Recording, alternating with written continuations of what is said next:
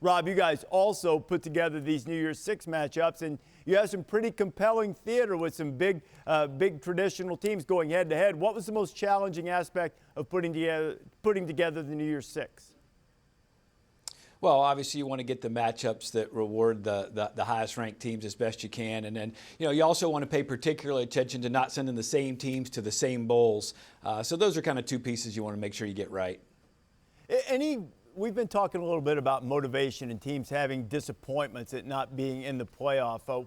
What consideration is that given when you try to establish matchups? Yeah, we don't give that much consideration. Obviously, we rank the teams and then, based on their ranking, try to place them in the right spots. But there isn't much conversation about disappointment and how teams will show up. This is based on the body of work to date.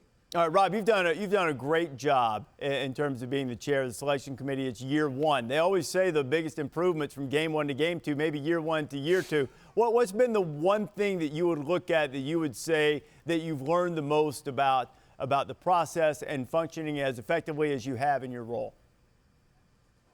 Well, fortunately, I had an opportunity to be on the committee for 2 years and see Kirby be the chair and also work alongside Jeff as a committee member at the same time. So I learned a lot from those guys. But, we have a great staff here at the CFP, outstanding membership. And I think the one thing is to just make sure that you pull out everything from all these football experts. There's 13 football experts. And as a chair, you want to make sure that everything gets on the table. And you set up a system and a process whereby everybody can be candid, everybody can bring their expertise and make sure that it gets on the table. And so that's the part that I want to make sure we get right.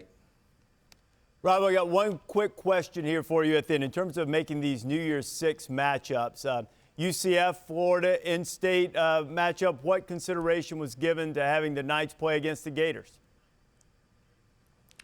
Well, as we looked at those 4 slots that we were going to fill, Michigan being ranked number 7 obviously deserved to stay closest to home. So that's what placed them in Atlanta. Obviously, UCF had played in Atlanta last year. So that kind of set them in the Fiesta Bowl. And then it just made sense to put Florida into the Peach and then LSU out to the Fiesta.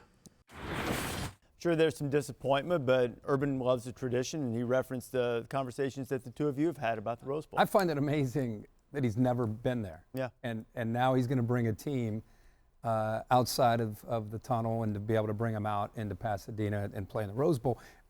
He's grew up in Ashtabula, Ohio, and he's been with the Ohio State program as a GA, and of course as now a head coach. And I know the playoffs a big deal for everybody out there, but when you're from Ohio and you're the head coach at Ohio State, and it's the first time you're taking a team into that venue with the field, the setting, San Gabriel Mountains, he'll be hyped. He'll be very hyped.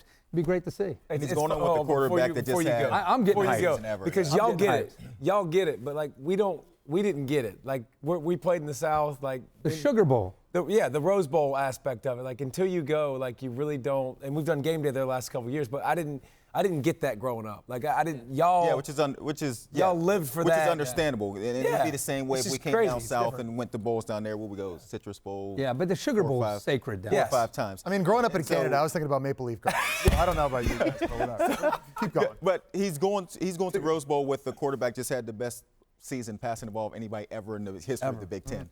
And it's probably unfortunate this will be the last time we see him play for Ohio State. He's had a terrific year, and Dwayne Haskins will make a trip to New York, hopefully for the Heisman presentation.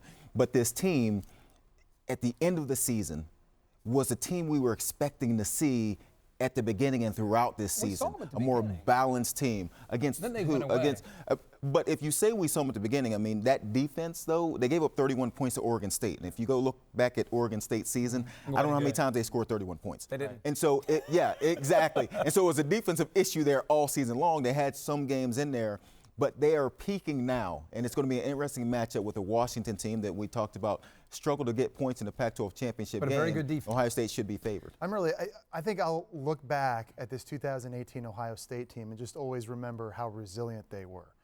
And getting through the 3-game suspension of Urban Meyer at the start of the year, then all of a sudden losing Nick Bosa for the season, who could be the first pick in next year's NFL draft, and having to overcome that on a defense that was already struggling and giving up way too many explosive plays, and then a 29-point loss against Purdue, one that nobody saw coming in a game that easily could have derailed the season. I just think their ability, even though it was too little too late, or even their ability to come back late in the year and in a giant rivalry game against Michigan, put up 62 points and sort of salvage their season in that giant rivalry game, move on to win the Big Ten championship, and put themselves in position to send Urban Meyer to his first Rose Bowl, to me, is very, very special what this team was able to accomplish. Kind of Urban Meyer's strength is working the psyche of a football team. Totally. And I think the reason we saw him stressed out at times on the sideline is because he couldn't get this team to turn. He couldn't get them to buy into some of the emotional aspects of the game and how important it is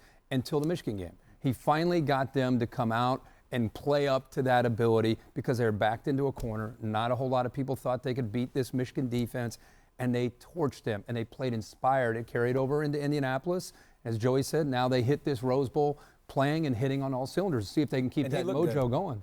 Coach looked good. Good coloring. Looked better than we've seen him on the sideline. Good coloring. I'm just telling. Like, there's times on the sidelines he looked. He may have just pale, taken that looked tan, fatigued. yeah. And I still wonder, and y'all might not, but I still wonder if this is the last time he will be the coach at Ohio State. If this is the last game, the Rose Bowl. Yeah, What I was about to say. I don't wonder that. I believe he'll be back for sure. Okay. Yeah, I mean, and if he is, I mean, they certainly have talent coming back. But I agree with you. You do wonder the magnetism of the Rose Bowl and the opportunity. Is that the high point to step? I don't know. I felt leading into the Michigan game, based on his mannerisms and knowing him pretty well, that I thought that was a very fair question.